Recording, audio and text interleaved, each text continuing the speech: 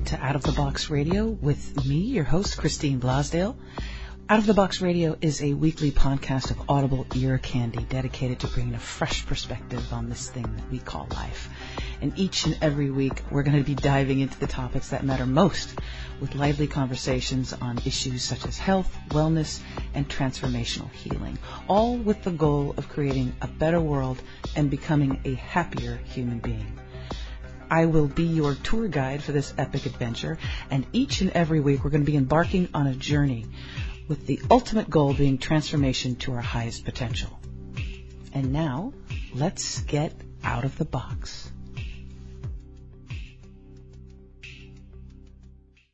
Hello, everyone, and welcome back to Out of the Box Radio. I am your host, Christine Blasdale, and today we have a very special program planned for you, and it is involving a very unique guest.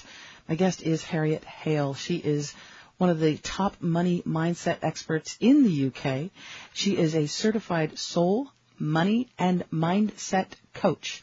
A serial, I love this term too, Harriette, fempreneur, instead of entrepreneur, fempreneur, with over 10 years experience and a whopping 6 businesses, and they're growing every day, I know.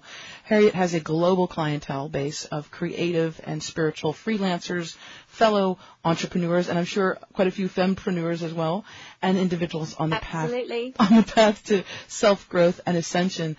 Of course, her teaching and coaching stems from principles based in universal energy law, first inspired by the well-known law of attraction ideology. However, the practical side of business and life coaching takes equal precedent. And Harriette has quite wow, Harriette, you've got quite a few things under your belt here already. She has successfully established the North London Music Academy, the Chocolate Box Music Agency, love that title, the Academy Dance Studios, and industry-inspired artist as well as many others. And she has a very, very popular website that you can go to. It's called Ask Harriette. It's called Ask Harriette, but it's askharriette.co.uk, and with that extension .uk, you know that she is from the United Kingdom, and we are talking to her right now. Hey, welcome to Out of the Box Radio, Harriette. Thank you so much for having me, and thank you for such a gorgeous introduction. I loved that. Well, isn't it all about how we introduce ourselves? And you know better than anybody. It's how you get your image, your brand, your energy out into the world, right? So let's talk about Out of the Box Radio. I love to let people know where my guests come from originally. I think it's all about stories, Harriette, don't you think? It's all about the story. Absolutely. And in the story is where you get, my goodness, we've had lots of great stories throughout the civilization of mankind, right? We've had all of the Greek stories and even all the way through Star Wars and everything. but tell our listeners a little bit about where you came from and how you got to being the top money mindset expert in the UK. Okay, so I'm from the north of England originally, from the countryside in Yorkshire. I moved to London to do a music degree. I'm actually a musician by trade, by profession. Moved down to London to do a music degree, ended up setting up my first company when I was just 19 years old. That's the Chocolate Box Music Agency that you mentioned. And then went on to set up my music academy and my dance academy, so that by my mid-20s, I was pretty successful as far as, young 20-year-old somethings go. And I was earning good money, I was cocky, I was quite arrogant, I thought I had life sorted, as you do when you're in your early 20s, because we have zero life experience.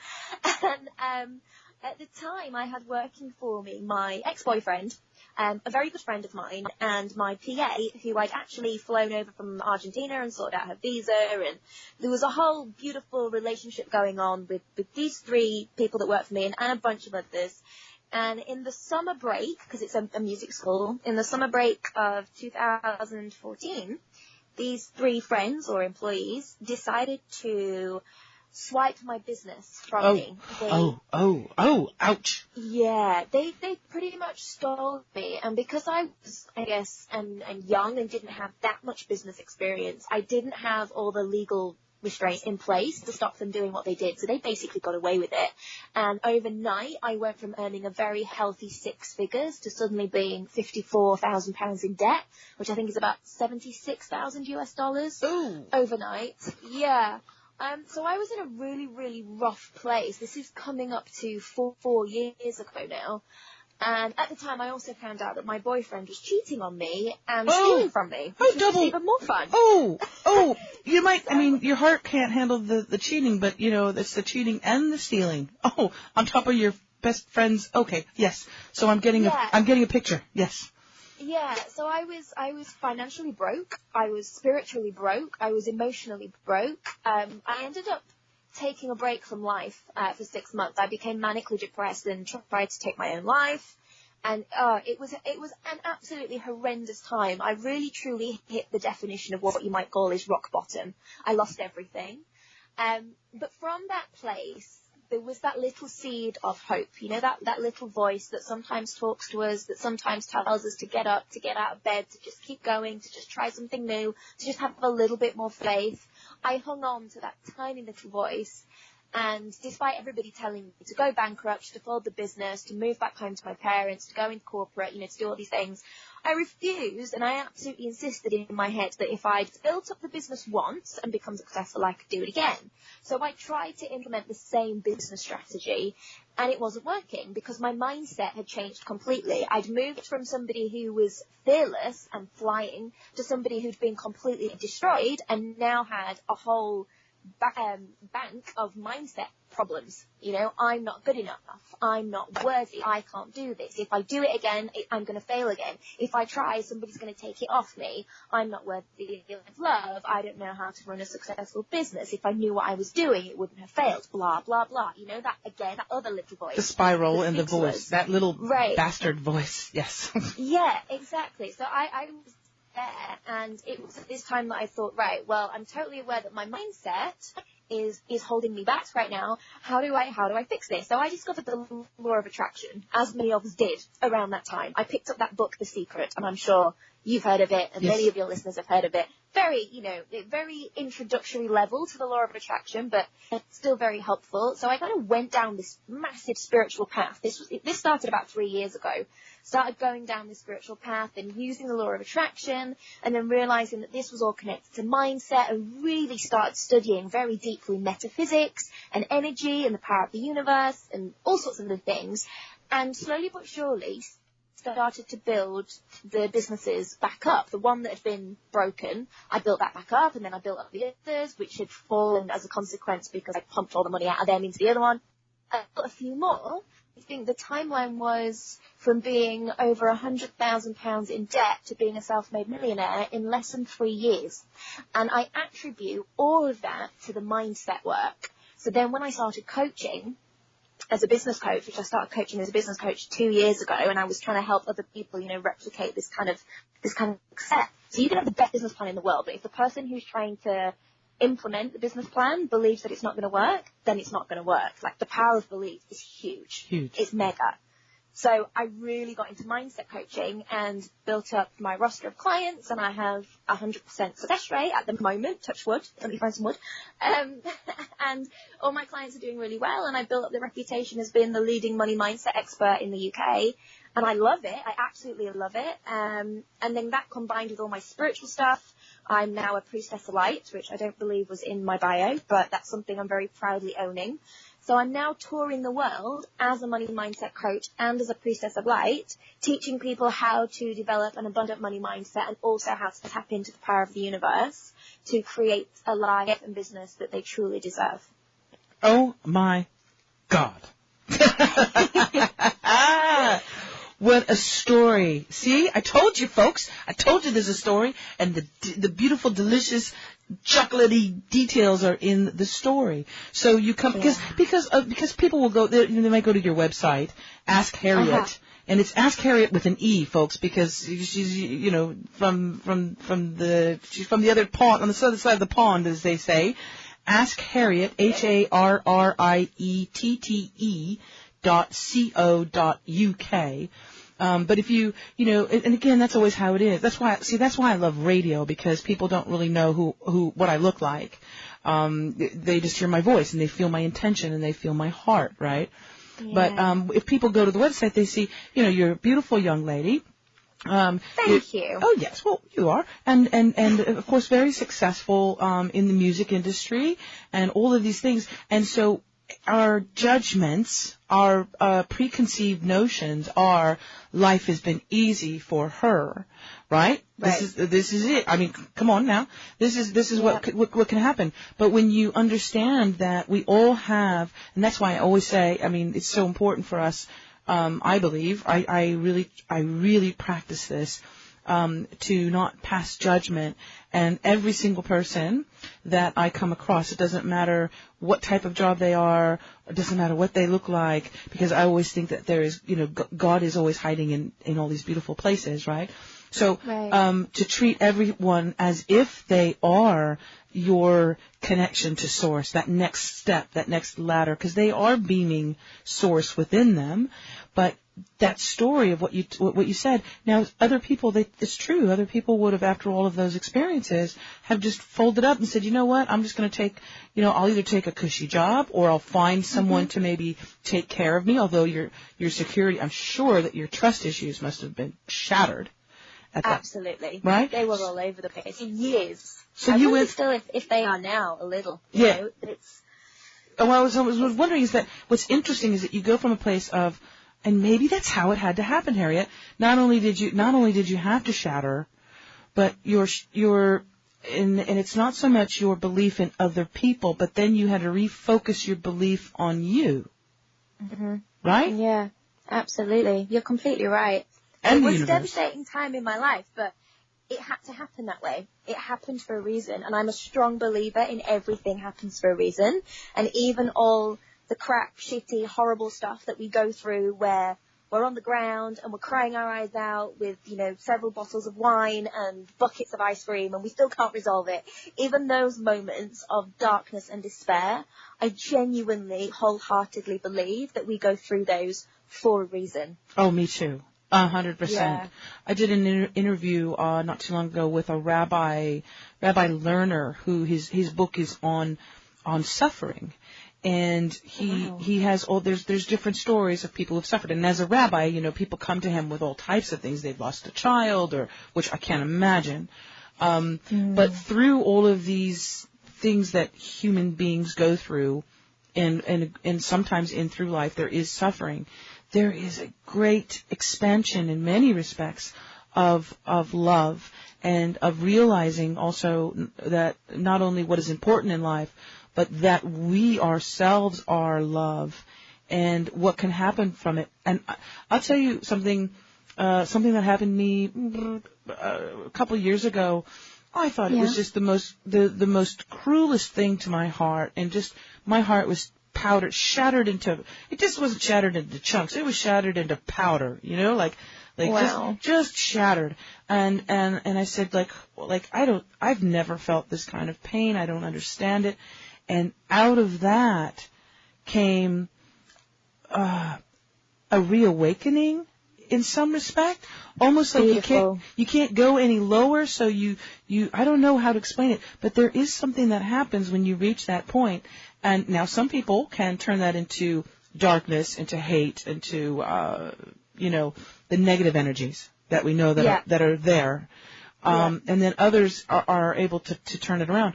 But literally after I experienced that, then probably a few months after that, I met the love of my life. Oh, or she found me. How beautiful. She found me. And all those pieces of dust, it's like she came around with those dust pans and the broom and kind of just swept them all up for me and said, here you go.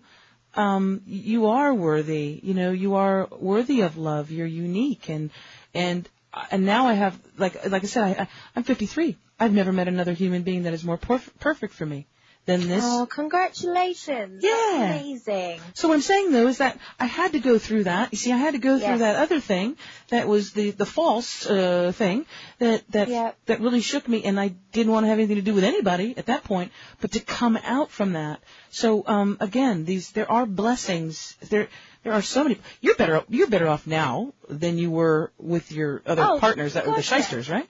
Absolutely. Absolutely. Let's raise a glass to that. You know what? I think if I were to see any of them again, I would honestly, wholeheartedly thank them. Yeah, absolutely. I'd say thank you for making me, because I needed to be broken to show myself how powerful I really am. And thank you for not loving me, because you forced me to love myself. And, you know, thank you for stealing from me, because you helped me to set some boundaries that have really served me later on in my life. Thank you. And actually, you know, But wait, before you go on, Harriette, that's why you're so successful, because you have the attitude of gratitude. Right. And so the universe is like, hey, she's grateful for this happening. She's thankful for this happening. Let's give her some goodies. Yeah, right? That is pretty much how it works. Yes. Yeah. I was going to say, have you heard of soul monadic contracts? Nomadic? Soul monadic contracts. No, do tell us. Right. This is amazing. Since I learned about the soul monads and the soul monadic contracts, completely changed my life. So, I mean, I'm very spiritual now, way more spiritual than I was 3 years ago. I fully claim my role as priestess of light. But the soul monadic contracts, these are the contracts that we have between people that we incarnate with in our lives. So the relationships that we've had with all of our ex-partners and our current partners and our future partners, all our business partners, our friends, people that we employ, people that employ us, every kind of relationship that we have in our life, all of those relationships are predetermined by a soul contract. And that soul contract is signed within the soul monad before we incarnate, right? A little bit woo-woo, but run with me here. So the idea is that even those people in our lives who have really hurt us and really broken us, we agreed before we were born for those people to hurt us, and we even agreed it with them. And in a lot of cases, we have previously incarnated with these souls. We've previously been around in lifetimes together. That's why sometimes we get deja vu and we feel like we've known someone forever, even though we've only just met them in this life. You know, you just get that instant connection to someone. Yep. So when we reincarnate and we make that choice and we say, right, in this lifetime, you're going to be that person who completely breaks my heart, and you agreed before we're born, it actually requires that person to love you so much, so deeply much, on a real unconditional level, that they will agree to you harm so that you can grow in this lifetime. Yep. I got you. I smell what you're cooking. How powerful is that, though? Yes. Well, when you're able to look at that way. But let's take the flip side.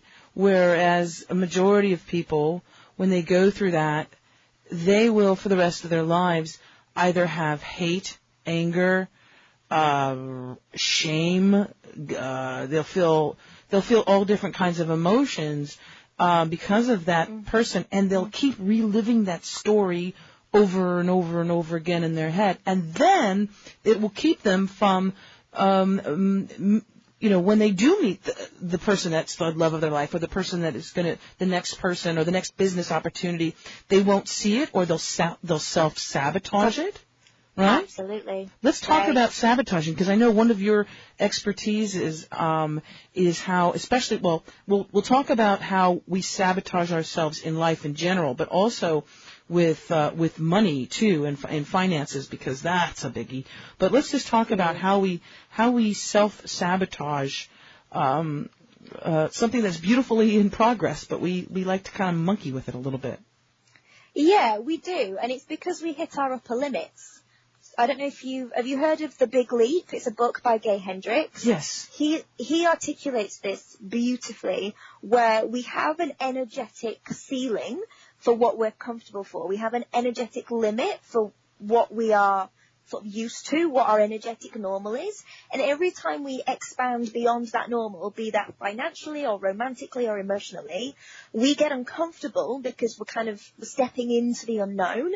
And as we step past that threshold of normal, as we go beyond the upper limit, energetically we freak out and go, oh, no, we don't know what's happening there. And we fall into all this self-sabotaging behavior. And these patterns keep repeating and repeating and repeating until we recognize that energetically we're screwing ourselves up.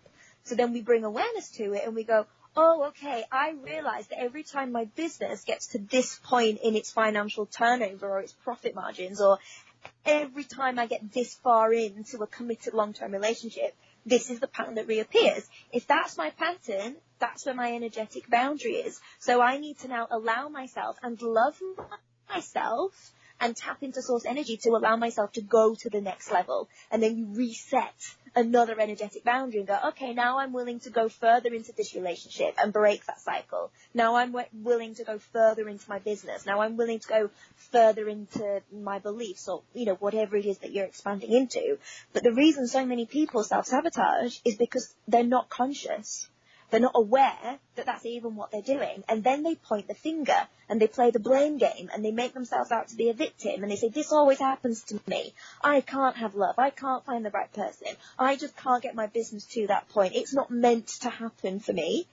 And they will look externally for answers and solutions, or even just to blame, rather than looking internally and going, okay, what's going on here?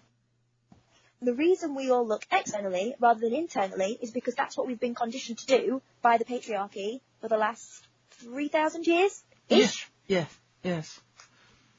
It's crazy. I mean, through messed up. Through religion, through dogma, through schooling, through all of it. Yep. Yeah. Yeah, it's bonkers, and it's actually quite frightening. And how wonderful is it that those of us that do know and can bring awareness and consciousness to it, how wonderful is that for us?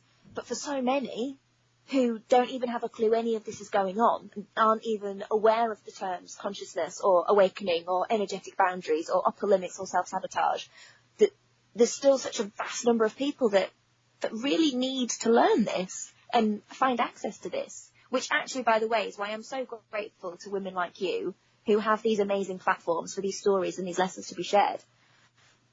Well, it has to be, because it's not going to be reflected in it's not going to be reflected on your television set. No. It's not going to be, if anything, it's going to be the complete opposite. It's fear. A lot of it is fear and divisiveness.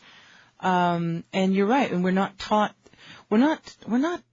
to listen to our inner voice, and also to be able to check our inner voice, because there's a couple different voices that come in, and like you said, there's that voice too that can come in and say you're not worthy, all those negative voices, and then you start to spiral, right? That's the self-sabotage talk. And what I've learned to do, and only recently, because like I said, I mean, it's wonderful because you're young and you get this.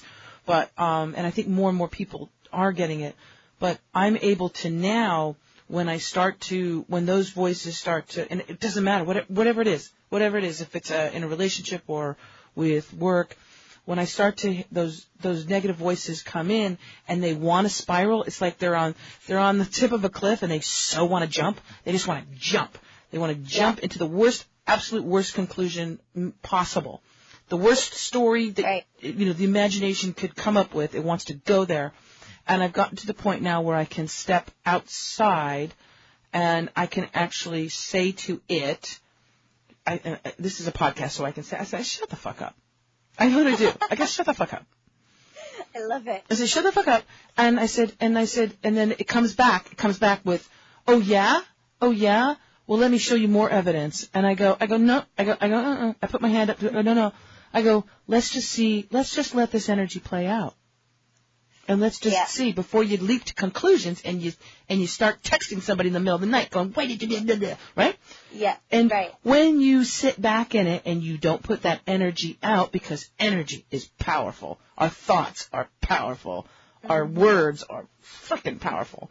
When you sit back and then you realize that the person that it was all in your mind, and part of it was your ego or your id, and that self-sabotage. When you step back and you go, oh my gosh, everything's okay. It's, as a matter of fact, this is an awesome thing that's happening right here.